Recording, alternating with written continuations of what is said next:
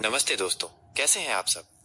आज हम एक ऐसी कहानी के बारे में जानेंगे जो हमें अंधविश्वास और क्रूरता के भयानक परिणामों से परिचित कराती है, साथ ही ये भी सिखाती है कि सच्ची भक्ति क्या होती है। ये कहानी एक घने और भयावह जंगल से शुरू होती है, जहाँ एक पुजारी रहता था। लोग उसे तांत्रिक और दानव जैसे नामों से पुकारते थे और उससे डरते भी थे। कुछ लोग अपनी परेशानियों का हल निकालने के लिए उसके पास जाते थे। ये पुजारी उन भोले भाले लोगों को ढूंढता था और उनसे झाड़ फूंक के बदले जानवरों की बलि देने के लिए कहता था। वो माता काली की पूजा करता था और उनकी भयंकर मूर्ति के सामने जानवरों की गर्दन काटकर उनका खून चढ़ाता था। गांव में राजू नाम का एक 8-9 साल का लड़का रहता था जो बहुत मासूम था। उसके पास बकरियों का एक जोड़ा था जिनसे वो बहुत प्यार करता था। हाल ही में उसकी बकरी ने एक प्यारे बच्चे को जन्म दिया था। राजू और उसका परिवार, जो गरीब किसान थे, मुश्किल से अपना पेट पालते थे। एक दिन बाढ़ आने से उनकी सारी फसल खराब हो गई और वे आर्थिक तंगी में आ गए।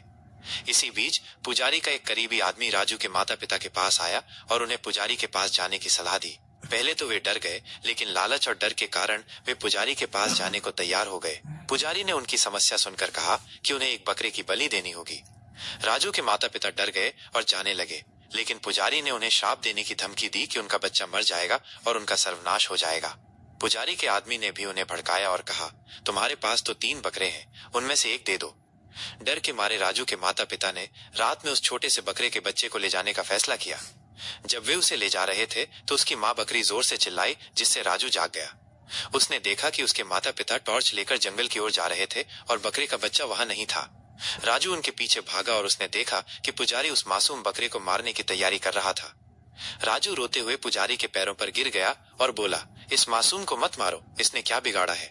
अपने बेटे को रोता देख राजू के माता पिता का मन बदल गया और उन्होंने पुजारी से बकरे के बच्चे को छोड़ने की विनती की, लेकिन वह क्रूर और पापी पुजारी नहीं माना।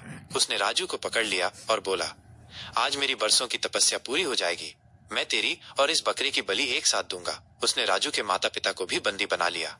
जैसे ही पुजारी ने अपनी तलवार चलाई, राजू ने माँ बचाओ कहकर पुकारा। उसी पल बकरे का बच्चा भी अपनी आवाज में माँ बचाओ कहने लगा। अचानक पुजारी के हाथ से तलवार गायब हो गई और मूर्ति से एक तेज प्रकाश निकला। माता काली अपने विकराल रूप में प्रकट हुई और क्रोधित होकर पुजारी से बोली, अरे दुष्ट पापी, तेरी हिम्मत कैसे हुई इन बच्चों को मारने की। पुजारी ने डरकर कहा कि वो तो बस एक इंसान और एक बकरे का बच्चा है और वो ये सब माता को खुश करने के लिए कर रहा था। माता ने उसे फटकारते हुए कहा, अरे पापी, इनके ऊपर तेरा क्या हक है। तू किस हक से इन दोनों की बलि दे रहा है। मैं जगत जननी हूँ, मैंने इस जगत की उत्पत्ति की है। मेरे लिए चाहे इंसान हो या जानवर, मेरे लिए सब एक समान है। मैं इनकी माँ हूँ और मेरे लिए ये और इस जगत में सारे पशु और पक्षी, मनुष्य और जानवर एक बच्चे के समान है। ना तो मैं जानवर की बलि लेती हूँ और न मनुष्य की और न ही पशु पक्षी की। अगर मैं बलि लेती हूँ तो तेरे जैसे राक्षस और पापियों की, जो मैं यहाँ तेरी लेने आई हूँ। मैंने अपना विकराल रूप तेरे जैसे पापियों के सर्वनाश के लिए ही बनाया है कि असुरों और पापियों मुझे देखकर भय हो। और मैंने उन महादुराचारी असुरों का खून पिया था कि दूसरे पापी और राक्षस न उत्पन्न हो, और उनकी चर्बी को भयंकर रूप से चबाया था कि दूसरे पापी और राक्षस उन दृश्यों को देखकर ही कांप जाएं। अगर तुम्हारे अंदर इतनी ही शक्ति है तो तू अपनी बलि देकर और अपने किसी अंग को देकर मुझे खुश करता तो मैं जानती कौन से पुराण और कौन से ग्रंथ में मासूमों की बलि के लिए कहा गया है और लिखा गया है। और जो बलि की बात है वो तो अपने आप की बलि की है। जैसे महादेव को प्रसन्न करने के लिए विष्णु ने अपनी आंख निकालकर उनको चढ़ा दिया था, उन्होंने दूसरे की तो बलि नहीं दी। न रावण, जो एक राक्षस था, उसने भी ब्रह्मा जी को खुश करने के लिए अपने सिर को काटकर उनको चढ़ा दिया था। उसने राक्षस होकर भी किसी निर्दोष की बलि नहीं दी, अपने सिर की बलि दी। और भी बहुत से भक्त हुए जो अपने किसी न किसी अंग की बलि देकर देवी और देवताओं को खुश किया है, न कि किसी निर्दोष की। दूसरों को कष्ट देने का हक किसने दिया तुमको। तभी पुजारी ने माता से माफी मांगनी शुरू की। तब माता काली ने कहा कि तेरे पाप माफी के लायक नहीं है। तूने अनेक पशु पक्षी की हत्या की है और उनका मांस खाया है और उनको मेरे नाम पर मारा है। और तूने दूसरों को मारते समय ये नहीं सोचा कि उनको कितनी तकलीफ और पीड़ा होती है। मैं आज तुझको दिखाती हूँ कि बलि देने पर कैसा दर्द होता है। ये कहकर उन्होंने अपनी खड्ग से उसके हाथ काट दिए। दर्द से तड़पते हुए पुजारी को देख माता ने कहा, अब महसूस कर उस दर्द को जो तूने निर्दोष जानवरों को दिया। फिर उन्होंने उसका सिर धड़ से अलग कर दिया और अंतर्ध्यान हो गई।